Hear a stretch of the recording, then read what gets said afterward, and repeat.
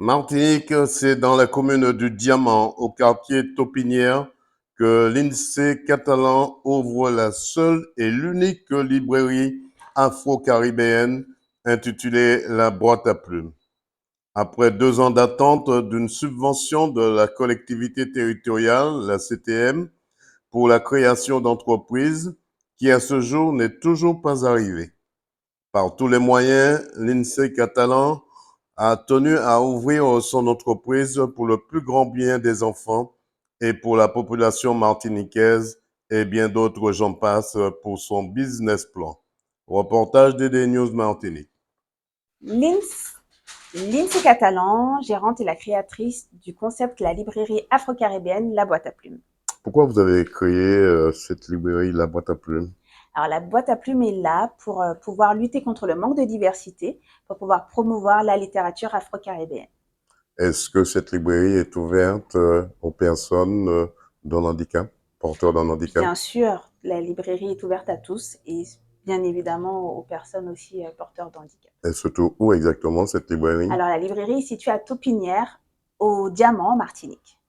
Avez-vous un numéro de téléphone qu'on peut vous contacter? Bien sûr, donc le 06 96 09 27 22. Est-ce qu'on peut répéter ce numéro? Bien sûr, 06 96 09 27 22. Qu'est-ce qu'on peut retrouver dans vos présentoirs? Alors ici, par exemple, nous allons trouver des livres, que ça soit sur Monsieur Glissant, donc des livres aussi sur la société martiniquaise.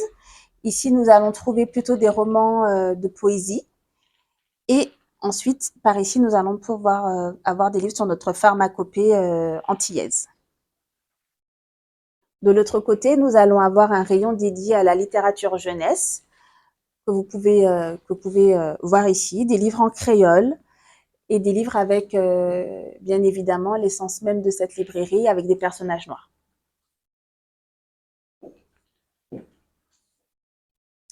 Ensuite, ici, nous avons tout ce qui est roman, que ça soit roman haïtien, que ça soit aussi des romans martiniquais, de la Caraïbe, brésiliens, et tous les genres littéraires, donc polar, romans historiques, etc.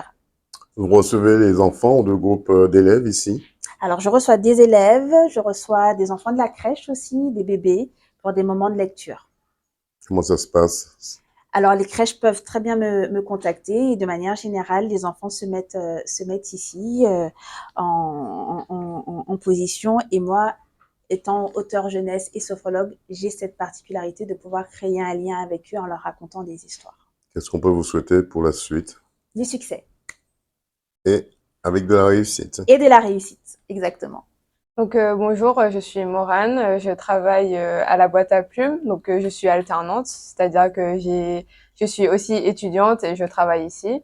Donc mon rôle en fait c'est de participer au développement de l'entreprise, au développement commercial de l'entreprise. Donc j'aide l'INSEE dans toutes ses tâches, que ce soit la gestion, la vente, l'accueil des clients, passer des commandes aussi, puis aussi gérer le site internet. Enfin, tout ce qui peut aider à développer la boîte à plumes et à la faire connaître. C'est une passion pour toi, la boîte à plumes? Oui, enfin, je suis déjà passionnée par les livres, la culture caribéenne. Du coup, c'était vraiment, je voulais vraiment en fait travailler dans cette entreprise. C'est pour ça que je suis allée vers l'INSEE quand je devais chercher une alternance. Dernière question, comment tu arrives à gérer tes études et ta passion? C'est de l'organisation, beaucoup de travail pour les examens, mais voilà, il faut compartimenter et puis travailler le soir après le travail et voilà. Qu'est-ce qu'on peut te souhaiter? De la réussite dans tous les domaines.